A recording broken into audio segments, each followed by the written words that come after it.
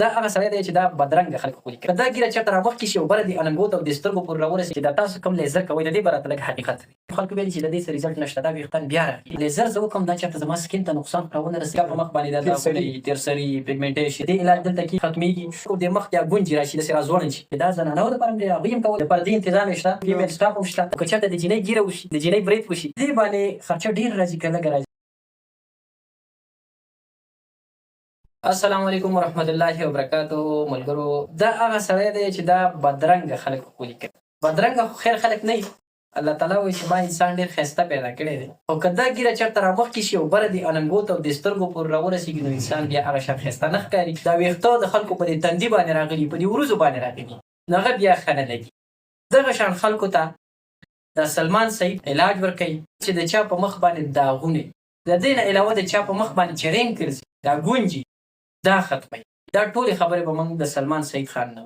بسم الله الرحمن الرحیم. زموږ سره په سکن کې د 30 نمبره پروسیجر کېږي. نو فرسټ اپ چې کوم دی هیر ریزر ریموټ دی، بیا چې کوم دی پیګمنټیشن لپاره کاربن پیل دی، مایکرو لیډینګ دی، پی آر پی دا، پی آر جی اف دی، ایگزوسوم دی، پیلرز دی، هایډرا فیشل دی. زه یم که دا تاسو ما ته لږ په ساده پښتو کې ووایي، زه پرې پوه نه شوم. د ټولو نه اول به زه ستاسو نه تپوس کوم، تاسو د مخ باندې چې کوم غیر ضروري ویښتان دي، د دغه دپاره چې کوم طریقه کار، دغه کوم پروسیجر دی، په څومره وخت کې کمپلیټ کېږي، په څو سیشنه کې کمپلیټ کېږي، څومره وخت پس تاسو یو سیشن کوئ، دا ټول معلومات رانه لږ راکړئ. لیزر یر موډ چې کوم دی یخته ختمول، دا د بلیک دپاره به زه وایم 6 to 8 سیشن به کوي، 15 ډیز بعد به راځي او انشاءالله یخته به ښه پوره ګروت کوي او ختمېږي به انشاءالله. د شپږ نه واله تر د 8 پورې سیشن به کېږي، هر 15 ورځې پس به راځي.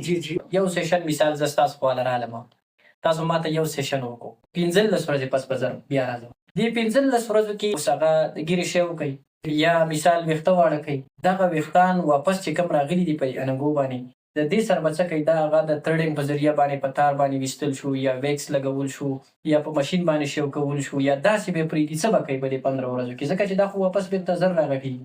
د شپږو نه واله د 8 ورځو پورې یا 12 ورځو پورې دا بالکل نارمل راوخېږي. دې چې کوم فالیکل ایرور سي هغه ډیمیج شوي، نو هغه چې واپس راوخېږي نو بیا هغه په خپله باندې ورځي.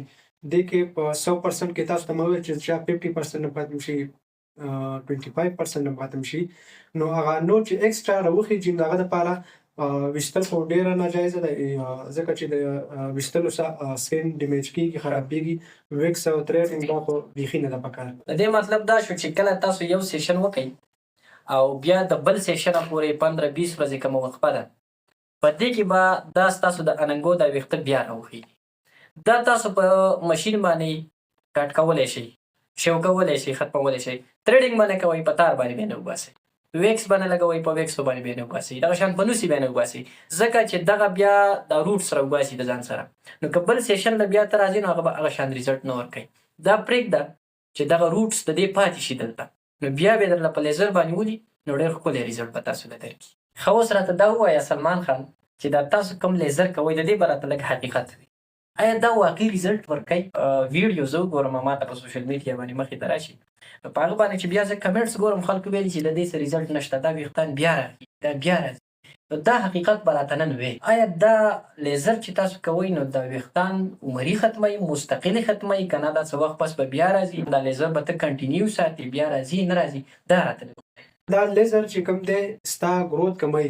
سیشن کمپلیټ شي 90-95% ستا ویښته ختم شي، بیا بعد 6 منت کې یو سیشن خامخا تاسو کوئ. هغه ته موږ بیبي ویښته وو، هغه بالکل په نظر باندې نه راځي، نو د هغه دپاره چې 6 میاشتې بعد او 1 ایئر کې چې کوم دی نو 2 سیشنه کوئ، نو هغه بالکل ستاسو مخ صفایي. د دې مطلب دا شو چې تاسو کله یو سیشن وکئ نو د دویم سیشنه پورې دا ویښته لږ کمزوري شوي، بیا د دویم نه د دریمه پورې دا ویښته بیا لږ راوچت شي، چې دریم سیشن وشي دا پسې لږ ښه کمزوري شي، داسې څلورم، داسې پنځم، شپږم، اووم، اتم، دا شپږ اته سیشنه چې ته کله کمپلیټ کړې نو دا ویښته انتهایي ډېر زیات کمزوري شوي، موسټلی زیاتره په دې کې ختم شوي، څه لږ ډېر پاتې شوي. خو دا ویښته ستاسو مطلب دا دی چې بیا هم راځي، خو ډېر کم کوز راځي او ډېر وخت پس راځي. نو بیا 5 میاشتې 6 میاشتې پس یا کال پس کله ناکله خلک هغه له لیزر وکړي، او هغه هم داسې ویښته راځي چې هغه ته بیبي هیر ویلی کېږي، چې هغه ډېر زیات کمزوري په نظر باندې داسې نه راځي. که یو انسان غواړي چې داسې 6 میاشتې 8 میاشتې کال پس زه بیا دغه لیزر وکړم چې دا هم ختمېږي نو دا به بیا تاسو مینټین ساتئ نو ریزلټ به همیشه لپاره تاسو به ورکوي. ځینې خلکو په دې زړه کې یو ویره چې دا لیزر زه وکړم دا چېرته زما سکین ته نقصان راونه رسوي، چېرته کینسر راته ونه لګي، د کینسر خطره داسې څه ساید افیکټس یا داسې څه خطره چې د هغه نه انسان ته کینسر لګېدلی شي دا پکې شته؟ دا خو پکې بالکل نشته. چا ایکسپیرینس نه یا ایکسپرټ نه په لیزر کې نو هغه ډیمیج کېږي، سوځي. کینسر وغیره داسې هیڅ ایشو نشته چې هغه راشي.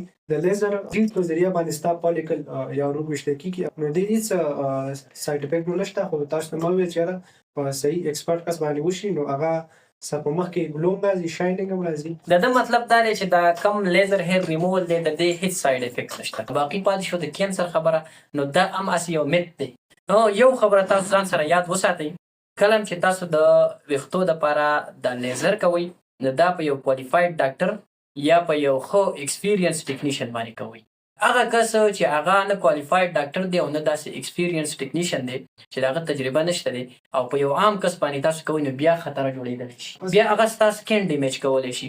نو د د خبرو مطلب دا دی چې د ویښتانو د ختمولو دپاره چې تاسو کله هم لیزر کوئ همیشه دپاره کوشش دا کوئ چې تاسو په یو ښه ویل کوالیفاید ډاکټر باندې کوئ یا په یو ښه کوالیفاید ایکسپیرینس ټیکنیشن باندې دا تاسو کوئ، بیا به ستاسو سکین ته نقصان نه رسېږي. وختي ما کتل ستاسو سره یو کس و دلته په مخ باندې داغونه وو، هغه د یو پروسیجر چا په مخ باندې دا داغونه یي، تیرسري، پیګمنټیشن یي، دا شیزونه یي، د دې علاج دلته کېږي، ختمېږي انشاءالله. اوس یو کس دی مثال مخ چې زوړ شي که د خیلي دا ګونجې پکې راشي، رینکلز ورته وایي که نه، د خلکو د مخ کې ګونجې راشي داسې راځوړن شي.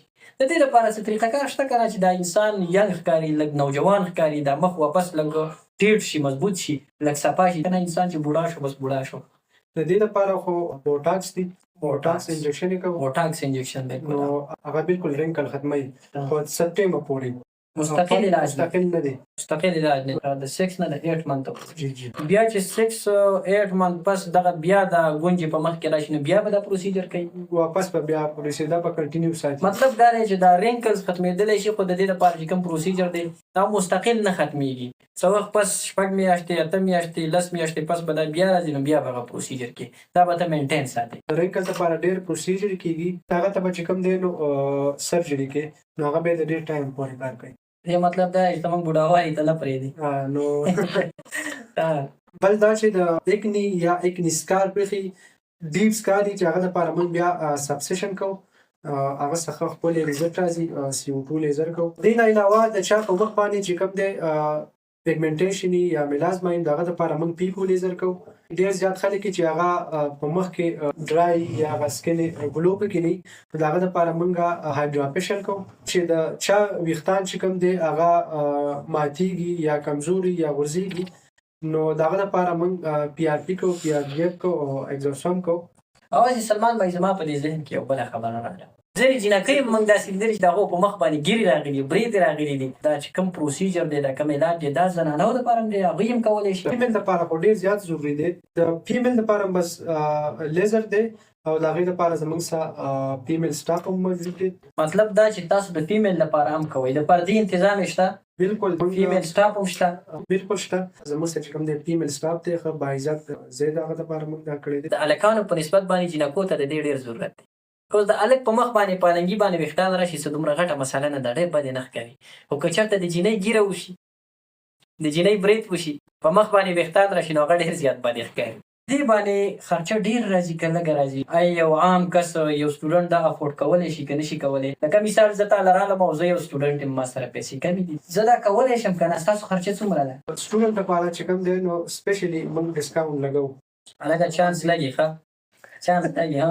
څوک یتیمانان دي نو د یتیمانانو دپاره فری آف کاسټ باندې موږ کار کوو. تاسو په یو سیشن باندې څومره فیس دی ستاسو د یو سیشن؟ 2500 دی. اوس یو کس تاله رالی او زما ویډیو یې کتلی، زما فین دی، زما فالور دی، زما ملګری دی، د هغه دپاره سپیشل ډسکاونټ پکې شته؟ تاسو خو زموږ وروڼې وایي بالکل به موږ ورسره هغو سره ډسکاونټ وکړو. زما ویډیو یې وکتل او د ده خواله راځي سیشن کوي نو 1500 روپۍ به دغه نه اخلي، داسې نه؟ جی جی بالکل. ستا چې دا کوم کلینک دی د دې اډرس هم راکړه، فون نمبر هم ستاسو راکړه چې څوک دلته راځي نو چې هغوی سره ستاسو د کلینک اډرس معلوم وي، ستاسو کنټیکټ نمبر ورسره وي، ستاسو رابطه کېدلی شي چې هغه دې ځي ته ځان رارسوي. DHQ هسپتال ښار باجوړ نیو رشید مارکیټ بیسمنټ عام په 3000 روپۍ پیمنټ دی د هر لیزر په هر دغه کې کلینیک کې او د هغه د دې ویډیو په اساس باندې دا 2500 تاسو وایي که نه د دې کې مزید هم دغه کوي کنسیشن کوي که 3000 دی که 4000 دی که 5000 پیس هر چې هر څومره پیس دی زما دا ویډیو چې څوک ګوري لکه واورئ تاسو ټوله ته چې څوک زما ویډیو ګوري او د ده خواله راځئ زما نوم چې راځي نو بالکل زما نوم ورته اخلئ چې زما د دې ویډیو کتلې ده او د دې ویډیو په وجه باندې دلته راغلی ما دی به ستاسو نه صرف 1500 دا سپیشل ډسکاونټ دی 1500 روپۍ به درنه دغه ستاسو ډسکاونټ شو دغه کلینیک شو دغه ایډرس شو که په مخ باندې غیر ضروري ویښتان دا ګیرې د سترګو ته رارسېدلي دي دا برېتې ګډوډ راختلي دي د اننګو ته رارسېدلي په دې تندي باندې راختلي نو بس دا د کلینیک دی دغه ایډرس دی فون نمبر هم ستاسو سره په دې ویډیو کې به شیر شي د سره کنټیکټ کوئ راځئ زما نوم ورته اخلئ او دی به هم خیر ساتي